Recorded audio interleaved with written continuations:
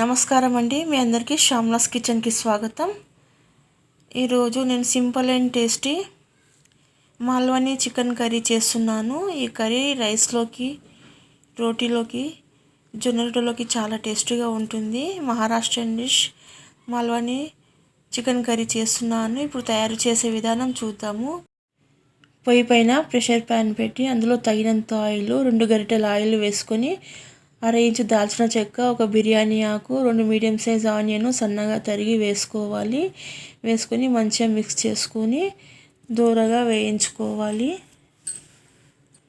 పొయ్యి మీడియం సైజులో పెట్టి దూరగా వేయించుకోవాలి. కొద్దిగా వేగిన తర్వాత కొద్దిగా పుదీనా వేసుకోవాలి.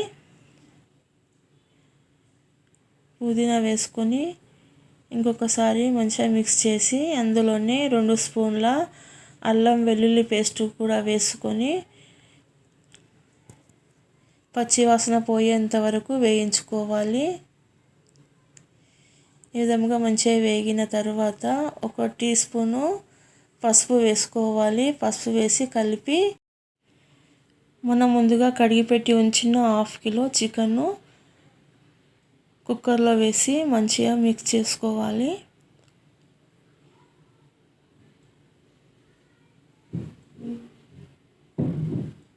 ఈ విధంగా మంచిగా మిక్స్ చేసిన తర్వాత 1 స్పూను ఉప్పు వేసుకోవాలి. మీకు రుచికి తగినంత ఉప్పు వేసుకొని కలుపుకోవాలి. ఈ విధంగా మంచిగా కలుపుకోండి. ఇప్పుడు మూత పెట్టి ఒక 2-3 నిమిషాలు ఉడకనివ్వండి, పొయ్యి సిమ్ములో పెట్టి. ఆ తర్వాత మూత తీసి ఇంకొకసారి మంచిగా కలుపుకొని ఇప్పుడు మసాలాలు వేసుకుందాము. 1 స్పూను కారం పొడి మామూలుది, 1 స్పూను కాశ్మీర్ మిర్చి పౌడరు, 2 స్పూన్ల మాల్వని మసాలా వేసి మంచిగా మిక్స్ చేసుకోవాలి. మొత్తం మసాలా కారము మొత్తము చికెన్కి పట్టే విధంగా మంచిగా కలుపుకొని మూత పెట్టి 4-5 నిమిషాలు మంచిగా మగ్గిన తర్వాత మూత తీసి మంచిగా కలపాలి. ఇందులోనే ఇప్పుడు ముందుగా ఫ్రై చేసి పౌడర్ చేసి పెట్టిన 2 చెంచాల కొబ్బరి పొడి, కొద్దిగా కొత్తిమీర వేసి మంచిగా కలుపుకోవాలి.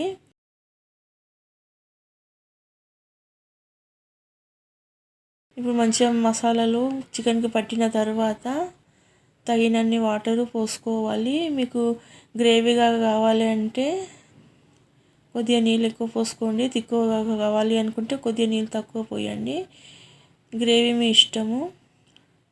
ఈ విధంగా ఒకటి మీద కొద్దిగా వాటర్ పోసి కొద్దిగా ఉడుకుతున్న టైంలో మూత పెట్టి 2 విజిల్స్ వచ్చిన తర్వాత మూత తీసి నుంచి మంచిగా కలుపుకోవాలి. కలుపుకొని ఉప్పు చెక్ చేసుకొని వేసుకోవాలి. అలాగే చికెన్ ఉడికిందా కూడా చెక్ చేసుకోవాలి. అంతే, వేడి మాల్వని చికెన్ కర్రీ రెడీ అయిందండి. ఇప్పుడు ఒక బౌల్లోకి సర్వ్ చేసుకుందాము.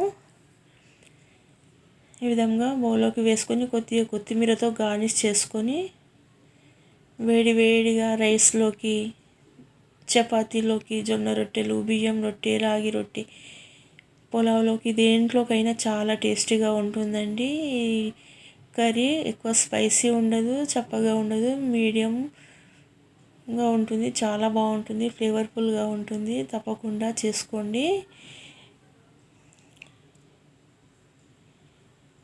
ఈ వీడియో కనుక మీకు నచ్చితే తప్పకుండా లైక్ చేయండి, షేర్ చేయండి, సబ్స్క్రైబ్ చేసుకోండి. Thank you, please subscribe. నేనైతే ఈరోజు ఇడియప్పం చేసినాను. ఇడియప్పంతో కూడా చాలా బాగుంటుంది. ఇడియప్పము కీర దోసకాయ ముక్కలు, ఆనియన్ ముక్కలు ఈ విధంగా సైడ్గా సర్వ్ చేసుకొని అందులోనే చికెన్ వేసుకొని గ్రేవీ వేసుకొని తింటే చాలా టేస్టీగా ఉంటుందండి.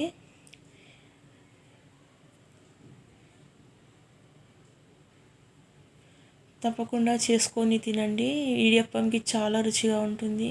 ఇడియప్పము, ఇడ్లీ, దోశ దేంట్లోకైనా కూడా ఈ కర్రీ చాలా బాగుంటుంది. మహారాష్ట్ర వాళ్ళు ఎక్కువ ఈ విధంగా గ్రేవీ చేసుకుంటారు చపాతీ రోటీల్లోకి. తప్పకుండా చేసుకొని తినండి. మీకు నచ్చితే తప్పకుండా లైక్ చేయండి, షేర్ చేయండి, సబ్స్క్రైబ్ చేయండి. Thank you. Please subscribe.